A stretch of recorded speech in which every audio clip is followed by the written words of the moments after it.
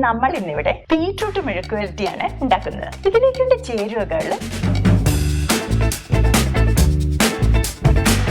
ആദ്യം തന്നെ ഒരു മൺചട്ടിയിലോട്ട് നമ്മൾ കട്ട് ചെയ്ത് വെച്ചിരിക്കുന്ന ബീട്രൂട്ടും പച്ചമുളകും ഒരു തണ്ട് കറിവേപ്പിലയും ആവശ്യത്തിന് ഉപ്പും 1/2 കപ്പ് വെള്ളം ഒഴിച്ച് മിക്സ് ചെയ്തതിന് ശേഷം അടച്ചു വെച്ച് മീഡിയം ഫ്ലെയിമിൽ 5 മിനിറ്റോളം കുക്ക് ചെയ്യുക. നിങ്ങളുടെ കയ്യിൽ മൺചട്ടി ഇല്ലെങ്കിൽ വേറെ ഏത് പാത്രത്തിൽ വേണമെങ്കിലും നിങ്ങൾക്ക് കുക്ക് ചെയ്യാം. ബീട്രൂട്ട് ഒരു 3/4 ഭാഗത്തോളം വെന്താൽ മതി. ഇടയ്ക്കൊന്ന് ഇളക്കി കൊടുക്കണം. ഇപ്പോൾ 5 മിനിറ്റ് ആയിട്ടുണ്ട്. ഇനി നമുക്ക് ഫ്ലെയിം ഓഫ് ചെയ്ത് ബീട്രൂട്ട് സ്റ്റൗവിൽ നിന്നും മാറ്റി വയ്ക്കാം. ഇനി നമുക്കിത് ഉലർത്തിയെടുക്കാം. ഇതിനു വേണ്ടി വേറൊരു പാത്രത്തിലോട്ട് എടുത്തു വെച്ചിരിക്കുന്ന 1 ടേബിൾ സ്പൂൺ വെളിച്ചെണ്ണ ഒഴിച്ച് ചൂടായി കഴിയുമ്പോൾ ഇതിലോട്ട് നമ്മൾ ചതച്ചു വെച്ചിരിക്കുന്ന ചെറിയ ഉള്ളി, ആവശ്യത്തിന് ഉപ്പ് എന്നിവയിട്ട് വഴറ്റുക. ഈ ഉള്ളി ഒന്ന് വാടി കഴിയുമ്പോൾ നമ്മൾ ചതച്ചു വെച്ചിരിക്കുന്ന വെളുത്തുള്ളി, ബാക്കിയുള്ള 1 തണ്ട് കറിവേപ്പില എന്നിവയിട്ട് നന്നായിട്ട് വഴറ്റുക. ഉള്ളി കുറെ ബ്രൗൺ ഷെയ്ഡ് ആവുന്നത് വരെ വെയിറ്റ് ചെയ്യുക. ഇപ്പോൾ ഉള്ളി നന്നായിട്ട് വഴന്നിട്ടുണ്ട്. ഇനി ഇത് ലോ ഫ്ലെയിമിൽ വെച്ചതിന് ശേഷം ഇതിലോട്ട് നമ്മൾ എടുത്തു വെച്ചിരിക്കുന്ന മഞ്ഞൾപ്പൊടി, ചതച്ചമുളക്, കാശ്മീരി മുളക് പൊടി എന്നിവയിട്ട് നന്നായിട്ട് വഴറ്റുക. നിങ്ങളുടെ എരിവിനനുസരിച്ച് മുളകിന്റെ അളവ് അഡ്ജസ്റ്റ് ചെയ്യാൻ മറക്കരുത്.